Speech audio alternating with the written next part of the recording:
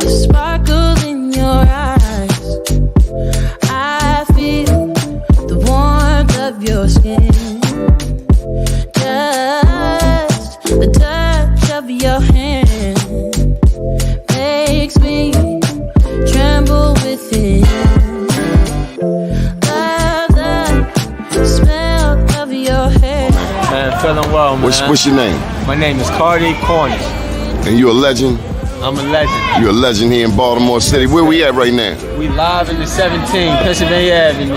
The legendary Pennsylvania Avenue. Man, the last time I saw you here, you were doing something just across the street here. What were you doing? Oh, yeah, I had some food left over from an event. We brung it out and fed a couple of people, man. Why you do that? Nice soul food. Why you do that? Man, the love that God has shown me in Christ, man, it overflows. That's how it overflows. That's right. We got more than we can use. Already was high within San Antonio, Winchester community, but the age group is getting younger. Children under the age of 18 being murdered in San Antonio has a high peak right now. So our goal is to catch the children. And as time goes by, I know I'm in a Gamble.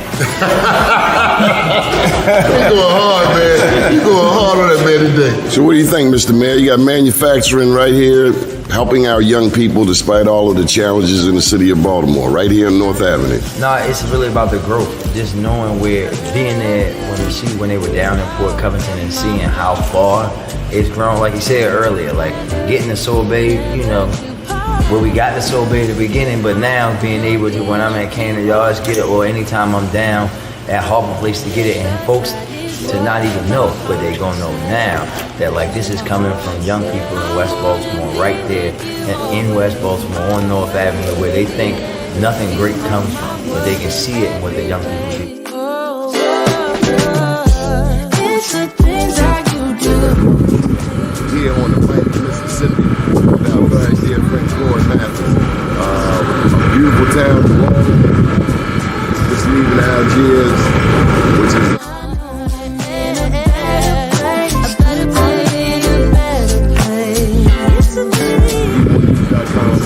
update 10 years since Katrina. The news. It's a smile on your face. And as time goes by, I know I'm in a better place. I'm in a better place. All right, y'all, this is what I came to New York for. Besides the Black Wall Street Awards, we're going ahead and get some of this real good jerk chicken. Johnny Glover, out. Your skin, just the touch of your hand makes me tremble within. But we need to feed our loved ones.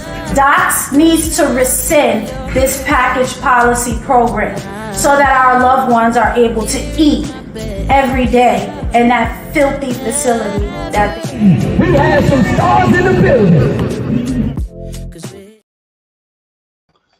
First name's Doni, last name's Glover, in it to win it for the long haul. Baby, it's showtime. Oh, we got a show for you today. Robert Fulton, Dashiell, S.Y., good morning. Good morning, sir. How are you? The Honorable Carl O. Snowden, all the way from Anne Arundel County. Good morning. Good morning, brothers. How are you? Danny Blount, Baltimore County. How you living? Good morning. Living good, Donnie. Good morning, gentlemen. Good morning to y'all. I wanted to bring all of you Trump supporters together so we could have a little conversation. Okay. All right. Mr. Snowden, what's on the agenda today?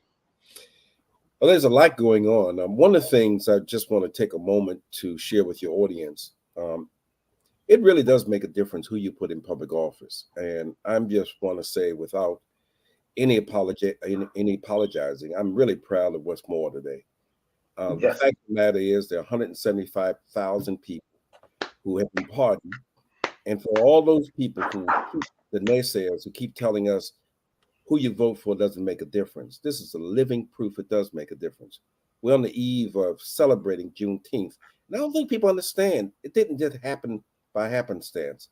You've got to put in public office men and women dedicated to a vision, the same vision that Dr. King and Malcolm had. making America better and not bitter. We've got the story on Be More News. As you said, 175,000 people to be pardoned. And they have to do, all they have to do is nothing. That's a beautiful thing. What do you think about that, Danny? And it's a great thing. We have been treated in an unfair way. Of course, the Black and brown folks of this United States of America. Of course, we know there's two justice systems. It's all politically driven. It's all about business, and to do away with the Black youth and population as a whole, as we all know, that's the objective, is to dwindle down us so we don't have a voice, and have folks to take over where we leave off, because we do need folks to take over, and we have to teach them at a young age not to get caught up in the streets and caught up in the system, because once they get in there, it's a hard road. And with that felon on your record and things of that nature, you can't vote, education, it's just so many things that are tagged with that. And I'm so proud indeed that Governor Moore pardoned the 175,000. 70% of the incarceration is of African Americans and people of brown color, and very disproportionate and very racist. So I'm happy for this day. Attorney Dashiell, I looked up the number just to be sure. Black men, i.e. Robert Dashiell, Carl Snowden, Andy Pierre, Danny Blount, we make up 38.8% of the people incarcerated in America. Black women are the fastest growing demographic. Secondly, America has 5% of the world's population, but 25% of the incarcerated persons. Your thoughts? Well, freeing folk or pardoning folk is important, no question about it. But what's more important is what happens after that. For example, what I mean is the same government that pardoned those folk won't hire them because of their record. We need a system where when a person completes when they've fulfilled their obligation to society, when they've been released, when they've completed their probation, you shouldn't have to do anything to get your record expunged. The record ought to be sealed at that point, except if you're going for employment in a situation where what you did is relevant. For example, if you were convicted and did time for child pornography and you're applying for a job in a daycare center, yes, that employer has a right to know about the record. But if I'm applying for a job to work in the maintenance department of Baltimore City Department of Public Works, the fact that I was convicted of anything shouldn't keep me from getting that job, but it does. The fact of the matter is that the same government that pardoned those folk spends millions of dollars in workforce training programs to train the people that they won't even hire when they finish because of their records.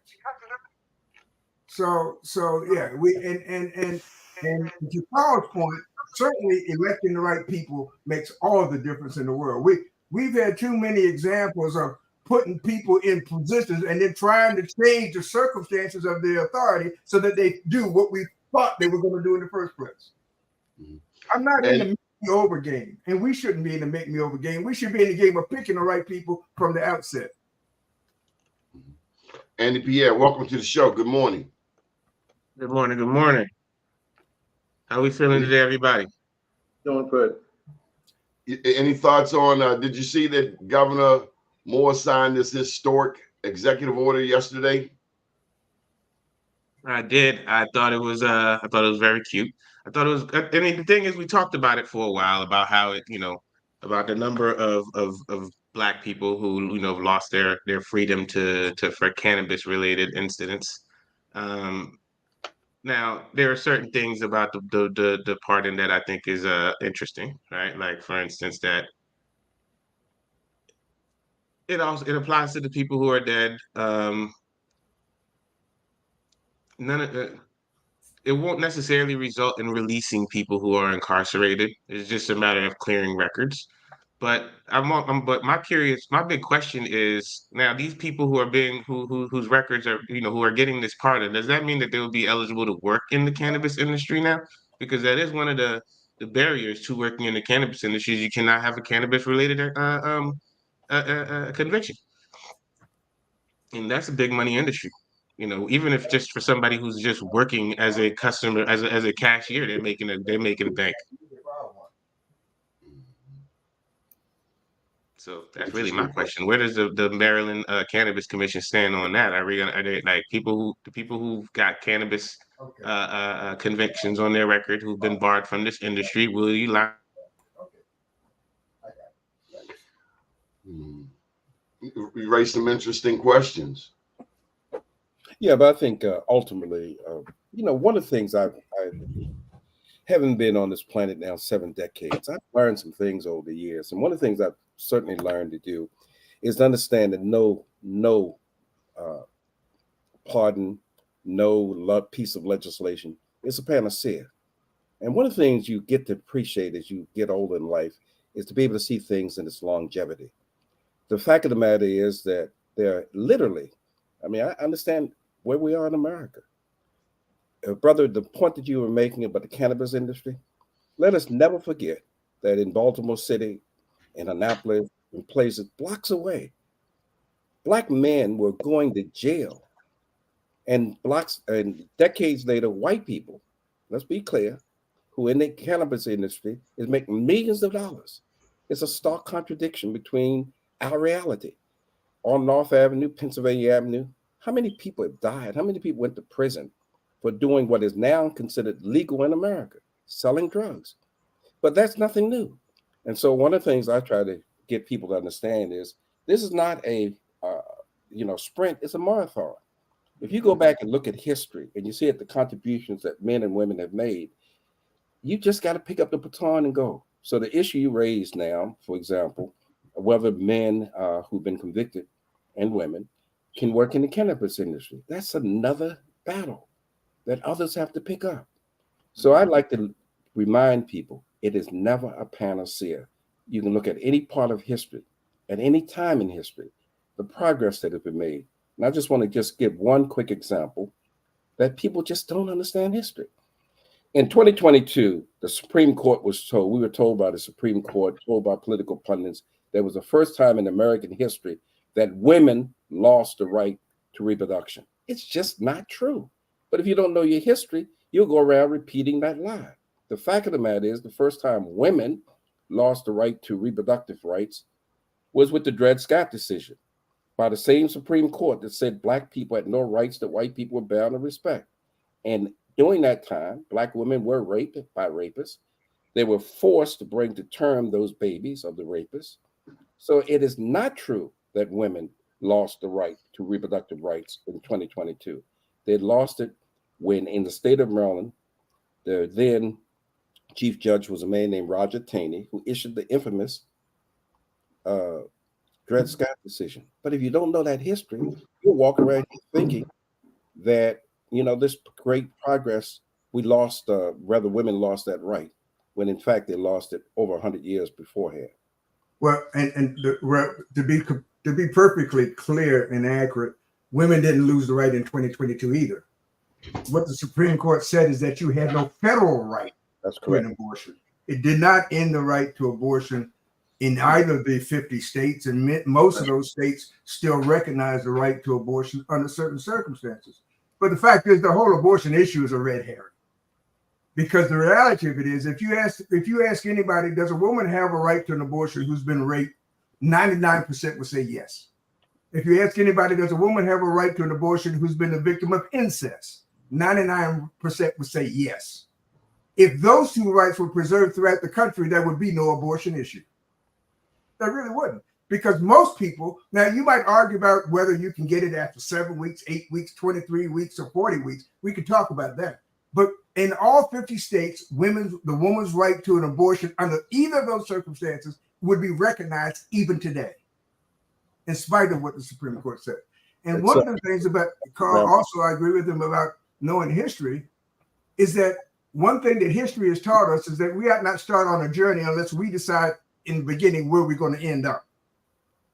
We've started too many movements with no place to go, without a defined objective. What was the objective? What was the world supposed to look like when the civil rights movement was over, or this was continuing motion? When were we getting off the bus? Who was driving the bus?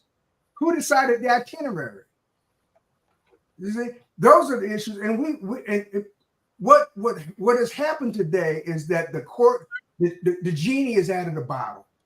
We can't kick the can down the road anymore. We've got to face square up the issue of white supremacy because we ducked it in the civil rights movement. We adopted a position that we'll get as much as white folk are willing to give us. That's it. We did not pursue the notion that the legal right that we have to demand that which we are entitled to. And that's what white supremacy stands in the way of. And I regret to say, this is my opinion, unfortunately, that even today, if the Lord decided to remove white people from the face of the earth, 70% of black people would commit suicide within 48 hours. You know, we are our worst enemy. You just got to call it what it is. We are our worst enemy as a race. You know, I'm in my 60s. I see things that happened back in the 40s to 50 and how we were so much better off with less. But we were together. We did a lot of great things. Of course, things transition. This is all, all planned out, with the welfare thing and the drugs and so forth. And you think about it, Mayor Smoke talked about legalizing drugs 30 years ago. 30 years ago, but it wasn't going to happen because it's big business. It's just that simple. This is just a Band-Aid on all the lives, all the incarceration that has taken place. And like I said, again, it's to dwindle down the black race. That's what this is all about. And but we also have a hand in it. We had to take ownership as a race because we needed to do better as we were taught from our ancestors. And we squandered those opportunities. We could have been better off, for playing a mechanism in place. People are running who have no right to even be running for office. No Danny, I gotta jump in here. I don't agree that we are our biggest enemy. We are 15% of the population. We have proven that every industry, every discipline that we are able to get into, we master. This mass incarceration is a carryover from slavery going back to the black laws. I just don't agree. I mean, I hear people say it all the time. Black people don't support black people. We don't circulate the dollar. Yeah, all of those things are right. But look at what we have been able to accomplish. We've done, I tell you this, I think we've accomplished more with our 15% than others have with even larger percentages. Well, I think we're looking at the wrong resource pool. What we've lost in our community is relationship. Absolutely. And when people say we are our own worst enemy, here's what I mean. What I take that to mean, we have failed to properly educate and train our youth. That's really what that means. Because the society spent years training us to be like Pavlov's dog, right? The chains aren't physical anymore. They don't need to be. The chains are in our mind. And to remove those chains is a generational issue. Some of the folk whose minds are still locked up will die that way. Do you think another group of people could be in our position at 15% of the population and accomplish more? And if so, who?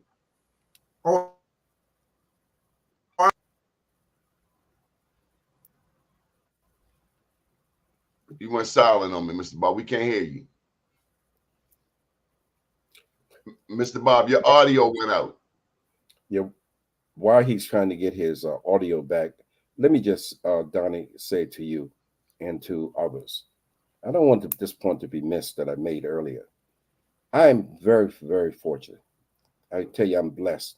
My mother lived to be 104 years old, and nothing would infuriate my mother more than when someone says nothing has changed in America. It's just an indication of people not understanding the history. Anybody who think nothing has changed in America, in my humble opinion, don't understand the history. The reality is, and the point I'm trying to make over and over again, if we keep not interpreting our progress, Donnie, what I love about you is you keep reminding people. That's why I love about this show. We've got to have some serious dialogue among ourselves. And one of the things we have to say to young people, as clear as we can, is that the future is in your hands. When you look at the kind of, I'll give an example of something. I'm into history because I just think history speaks so much. If you get an opportunity, those who are watching, you should Google the Annapolis Riot of 1919. The Annapolis Riot of 1919. When you Google that, you're going to discover something. They never tell us this history. You're going to find out that in 1919, black men defended black women in ways that they had to literally bring out the military in Annapolis. That story is never told. People don't understand our history. The reason I'm glad that Juneteenth exists, but I hope people would take the time to start reading our history. Out of Baltimore City, for example, I was privileged to know 3 just brilliant men, absolutely brilliant. And I'm just so angry because I don't think Baltimore City understood how brilliant these men were. They don't even record the kind of history. Perrin Mitchell understood, for example, the first black congressman in the state of Maryland. Perrin Mitchell wasn't into what is going on today. Perrin Mitchell was a public servant. Today, the vast majority of black elected officials want to be mini celebrities. They want to be on Instagram. They want to have the entourage and all that. Perrin understood that the power of the office that he inherited was the ability to change the quality of life of people. The most black elected officials we respect in this country are black people that white people didn't respect. Marion Barry was a great mayor in Washington, D.C. We don't need white people to tell us that. He was a great mayor. Perrin Mitchell was great. And in Baltimore City, one of the most brilliant black men to walk out of Baltimore City was a man named Little Willie Adams. And we don't give Little Willie Adams the credit he deserves. What Little Willie Adams was able to do coming up from Mississippi, if people knew what he did, our children need to know. It's not where you start at, it's where you wind up at. And too often we say to young black men, and we just got to say to our folks, you ain't seen the best yet. The truth of the matter is, and nobody's going to like this, but it's true. Barack Obama is not the best that we had. There were men and women who came before Barack Obama who were great, brilliant people, but were not electable for a variety of reasons. Mm-hmm. Our best is yet to come. We have not seen our greatness yet. We've not seen the brilliancy of our people. You wait until you see the future. And I'm just so blessed and thankful to have lived long enough to have seen things change in America. I argue with anybody who says that nothing has changed in America. You must be crazy. So much has changed, and yet there's a lot of work to be done. I'm the first to admit that. And what I would hope, as I conclude with this remark, hope that we collectively start holding our public officials more accountable. In the state of Maryland, imagine this. Your foreparents couldn't imagine what I'm about to say. For the first time in the history of Maryland, we've got a black governor, a black attorney general, a black treasurer, a black speaker of the House, the largest black caucus in the nation. And my question is, what are we going to do with this power? A decade from now, are we going to look back and say, God, look what we did? Or are we going to say we squandered it?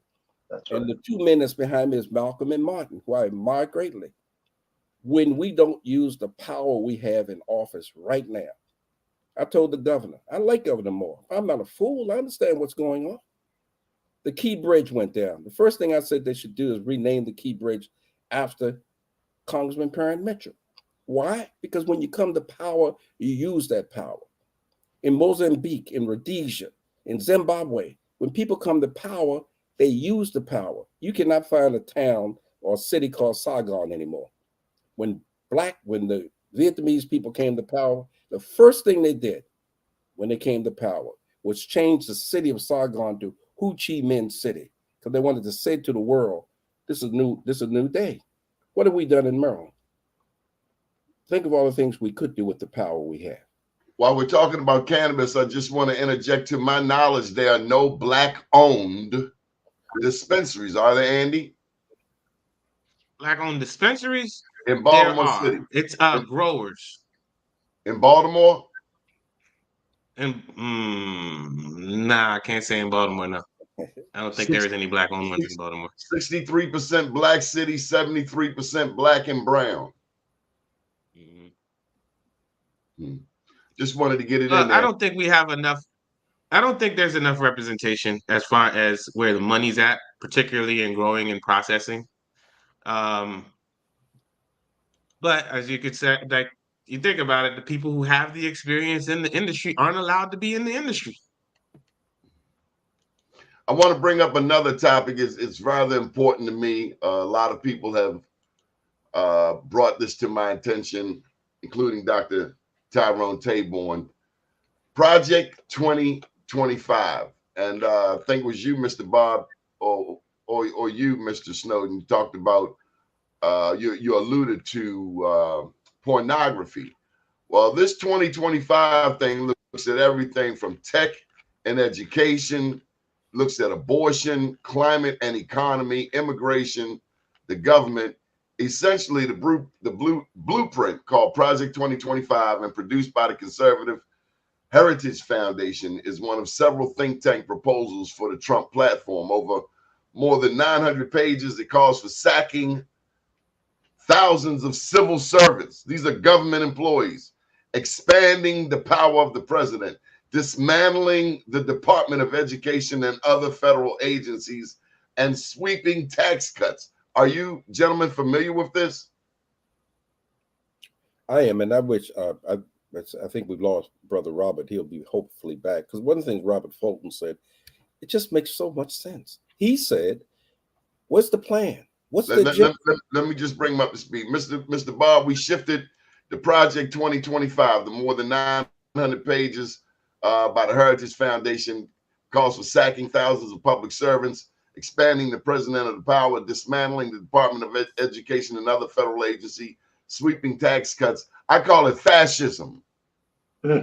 Please continue, Mr. Snowden. I was saying that Robert Fulton hit it right. He said, what is the plan? The plan for 2025, white people put it together. They say if they come to power, this is what they're going to do. We are in power in Maryland. And I asked anybody on the line, what's the agenda? When Governor Moore administration has come to an end, what is the plan? What do we measure it by? How many people are prepared to say they know what Governor Moore's plan is? He want to be president. Yeah, but I'm talking about for the state of Maryland. Right. I'm very serious. We better start holding accountable our elected officials. It's clear somebody's hand is on him for presidency. I want to give one example. That's what just infuriates me, because I know what we can do. I've been an elected official. I understand how the process works. I understand the process. Just this year, anybody can look this up. Just this year, it said that if you're Black in America, you're 3 to 5 times more likely to be audited by the IRS. They admitted it. You can Google it. They'll tell you that. When my friend, the late Perrin Mitchell, was in office, if that public statement had been made, the first thing he would have done was held a meeting in his congressional district and told Black people, if you are audited, here's what you should do. Now say it without any fear of contradiction. This was public. This is nothing hidden. Where was Kwesi Mfume? Where was Glenn Ivey? Why weren't these congressional hearings held? Why didn't they tell Black people what to do?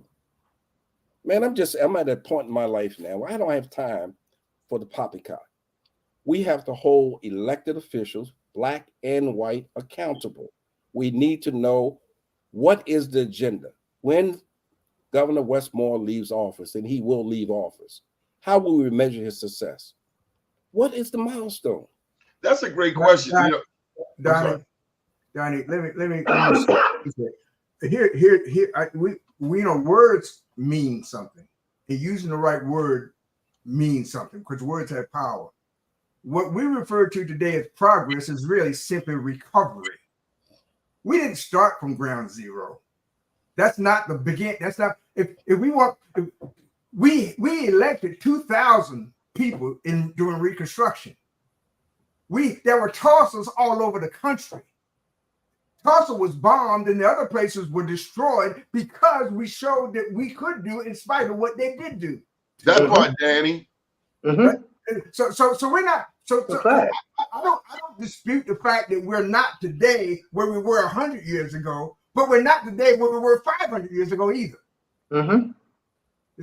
And Carl is absolutely right. I was a member of the original Goon Squad. I represented Pierre when they almost refused to seat him when he only won by less than 100 votes. You never told me that. Oh,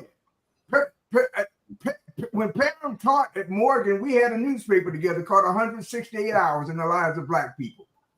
He and I were the writers of it.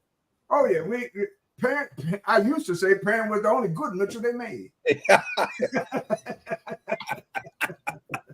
You know, and Mr. Adams, I call him Mr. Adams to this day, because if there wasn't for Mr. Adams, there would have never been a Park Sausage Company. If there wasn't for Mr. Adams, there would have never been a Theo Rogers. If there wasn't for Mr. Adams, there would have never been an Alan Quill. If there wasn't for Mr. Adams, there wouldn't have been a William Donald Schaefer. Okay. So listen, but the problem is we've arrived now. So we not only don't tell our children the history, we tell our children they don't need to know it. And we don't fight no more. We don't, we're comfortable. We don't hold people accountable. That's the bottom line. We just don't. Because no, we not holding people accountable because we don't pick them. That's why it's so hard to hold them accountable. Well, the thing about it, like I was saying, we didn't pick a Democrat or a Republican. Neither one of the people running for office. I'm not voting for either one of them. You talk, well, you wasting your vote. No, my choice is to vote for who I want to occupy the seat, not for who you tell me I should vote for.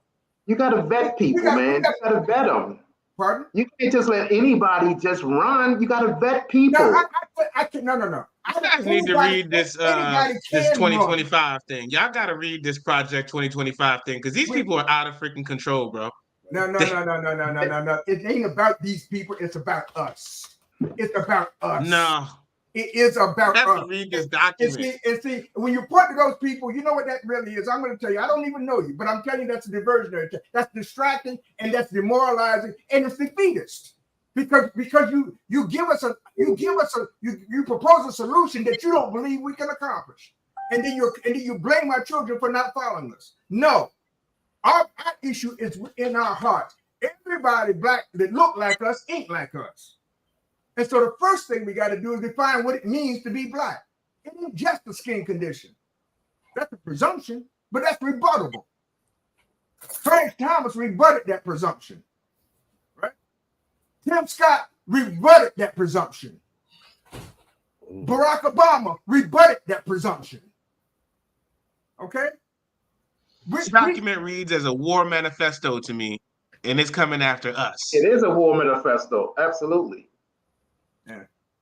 There was some of you may not. This document, I'm not even through 900 pages. Right. I'm through 4 pages.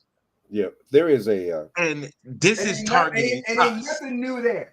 There ain't nothing in that 900 pages that wasn't in the Dred Scott decision. I think what Andy is saying is it's put in our faces in plain sight for a whole new generation. And Andy, how old are you, Andy? It was 35? always there. 36. It was always there, Donnie. We just ignored it. We chose not to. We thought that once we could go to Ruth Chris, it was okay to stop going to Sampson's. Donald Trump exposed it. Andy, Andy, what sticks out in your mind of what you've read thus far? So these guys want to dismantle the social safety net. They're talking about bringing back families, but they're mostly talking about single parents and single parent households. And who's the majority of single parent households? We are. Let's see here.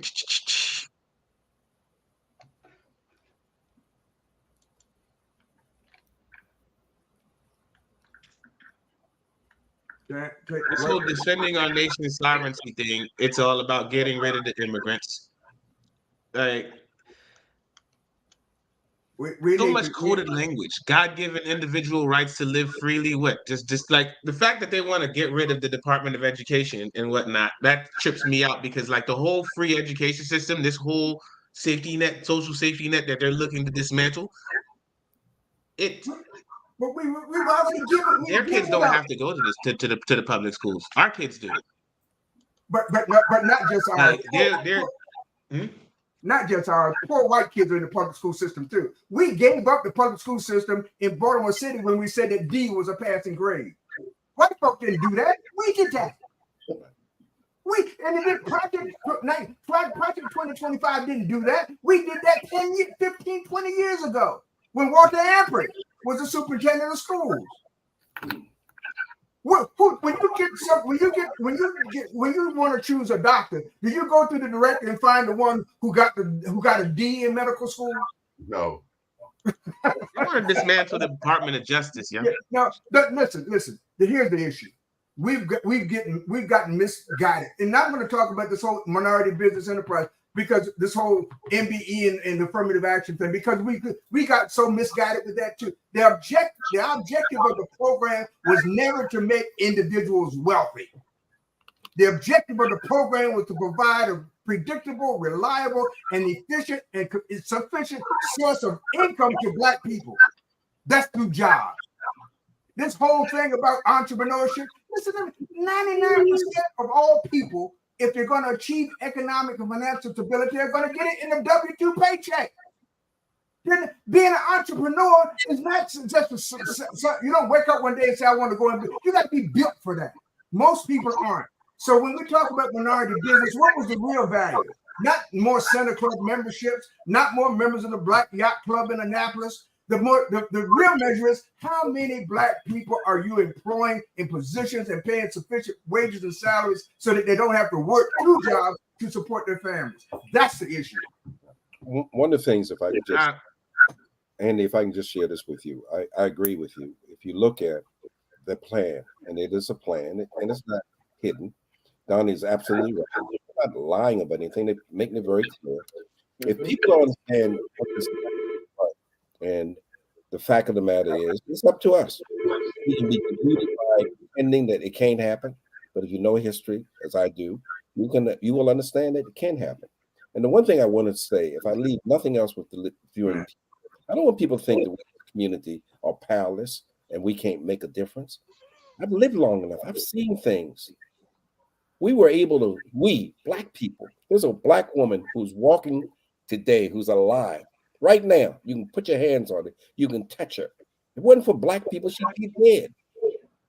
They were going to murder Angela Davis. It was Black people all over the country who said, no, you won't. We saved her life. There'd be no Martin Luther King Jr. holiday or Juneteenth holiday.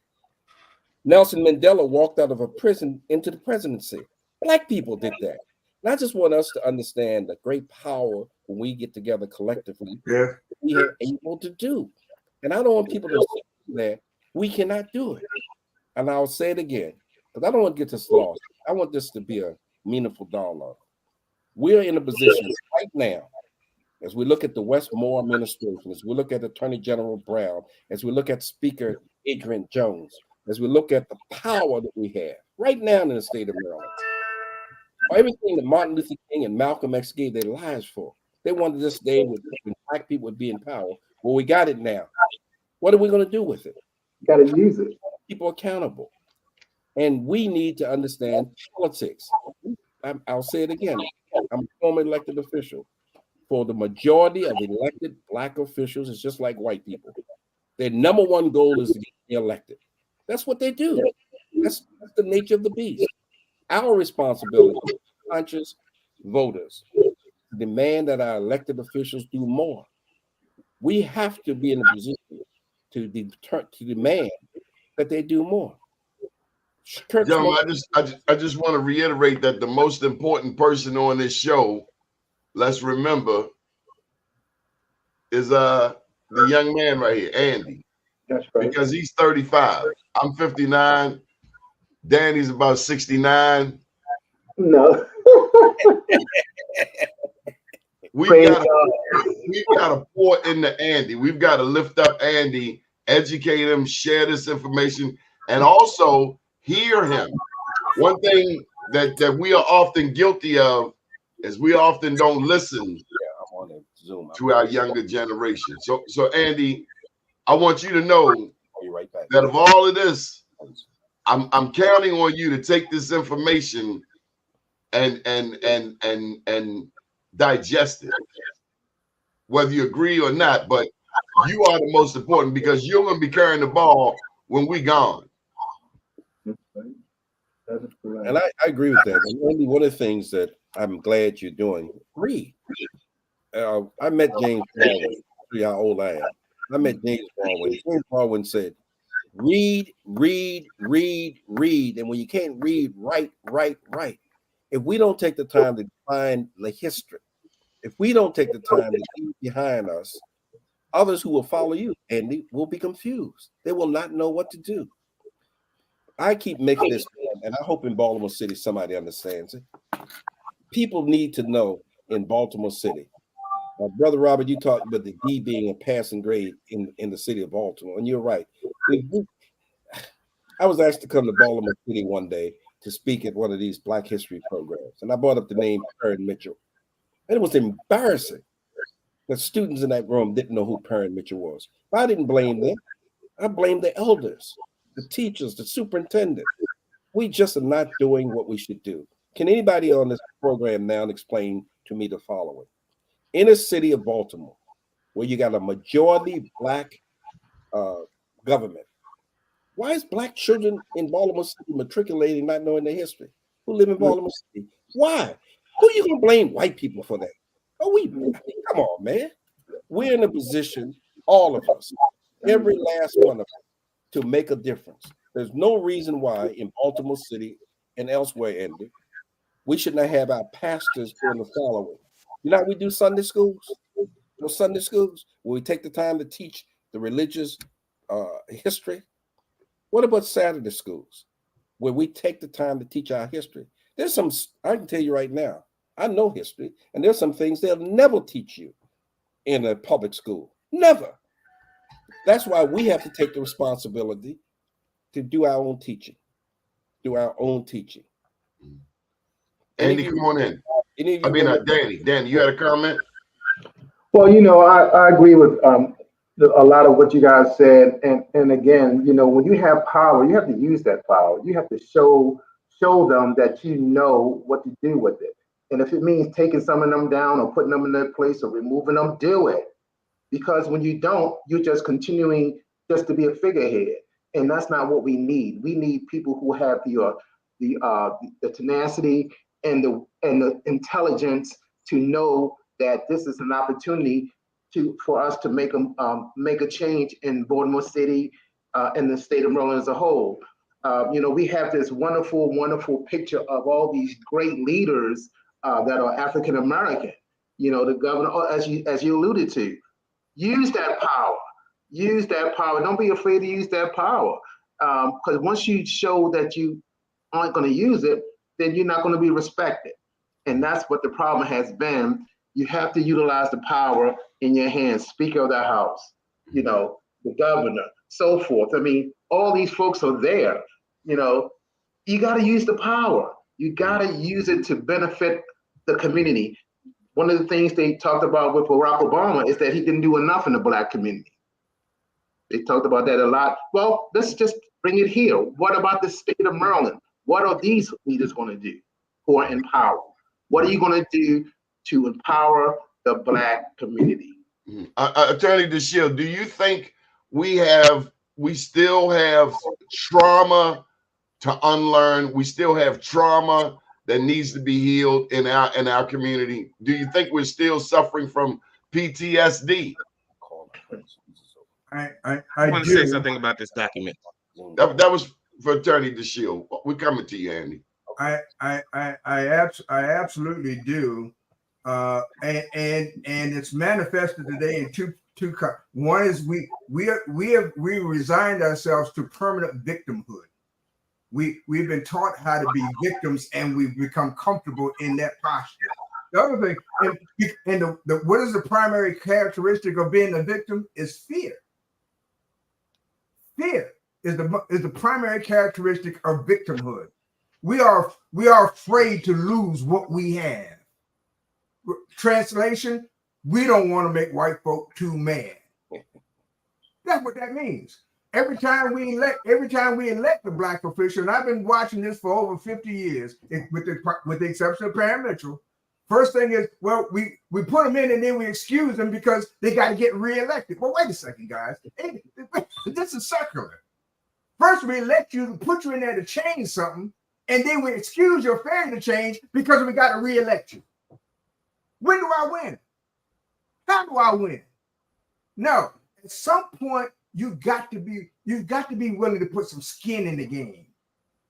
You've got to overcome the fear. But the only way you overcome the fear is understanding that you can overcome, and that's proven by looking at the history. That's proven at knowing the history. That's proven at knowing that we're not making progress. We're recovering something that was taken from us wrongfully. Let me just say, Andy, this is directed to you. Please take advantage of these men that's on this program. Sit at the foot of Robert and Danny and Doni. I can tell you from personal experiences, being around men like this, you don't have to always agree with them. But listen, because one of the things I've learned over the years, I can't tell you how fortunate I was to have in my life. I saw firsthand what it meant to be able to have a dialogue with Jesse Jackson, the people that we take for granted today. They made such a huge difference. I tell people this all the time, and they don't understand what I mean when I say this, but I hope you will, Andy. If it was not for Malcolm X, I would not be talking with you today. I'd probably be dead somewhere.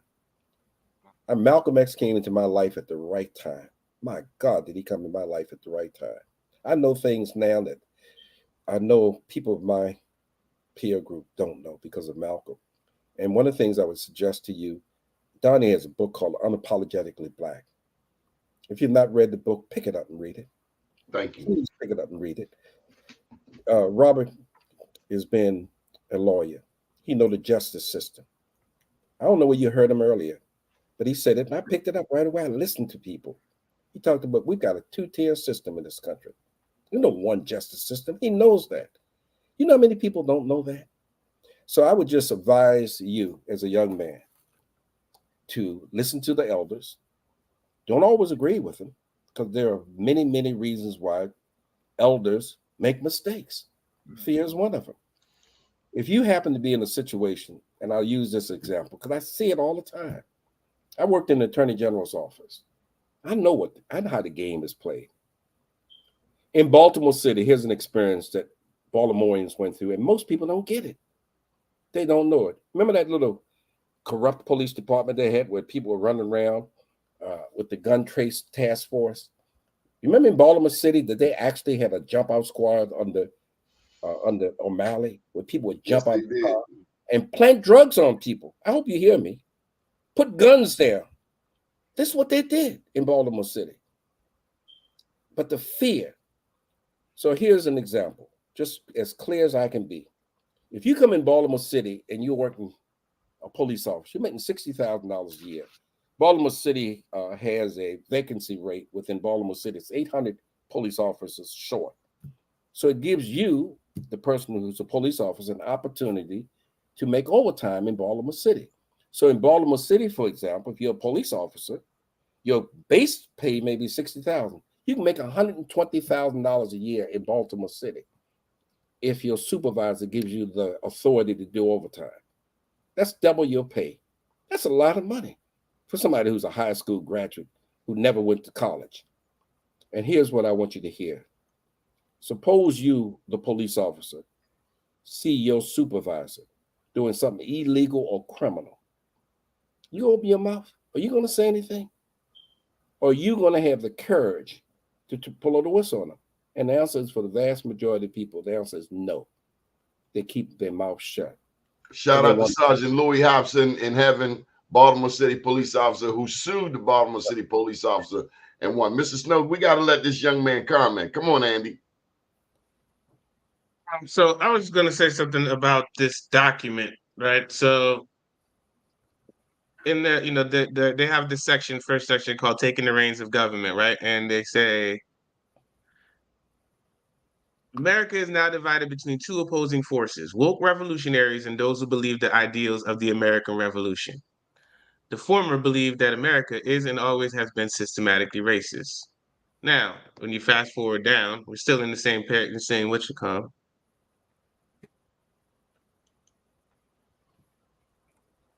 They believe this next few years is a fight for the soul of America. The soul of America that they're fighting for is the racism, is their ability to be racist, to maintain the system. They want to dismantle all of the administrative offices that make America run because of wokeism. Because right, like I was actually telling somebody, like a friend of mine, this is like, listen, right now the white people want to change the system and change the way the game is played. Why? Because we figured out how to play it.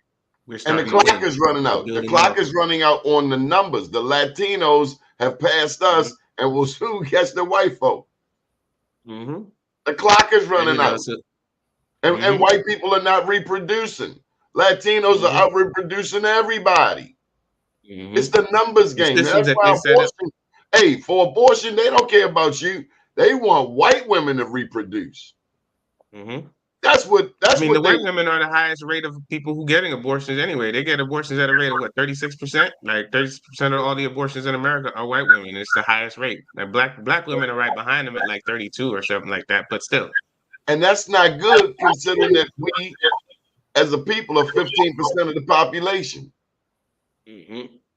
But back to on the abortion topic, I feel like this thing is a big distraction, right? It's distracting the highest voting bloc from the fact that we are picking a fight with Russia that we might not be able to win. And as long as everybody's worried about this whole, oh yeah, look at that, man, we're attacking the rights that women have had for however many years. Let's discuss that. Let's not talk about how, Biden ran headlong into a war in Ukraine, to pulled out of Afghanistan, like people hadn't just like so many people hadn't died there and all of that stuff. Like we weren't doing something down there. Went headlong in the war on Ukraine to mess with Russia.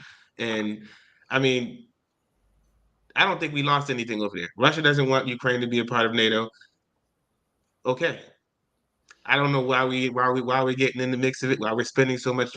Excuse me. I know why we're spending so much money over there is to piss off Russia some more.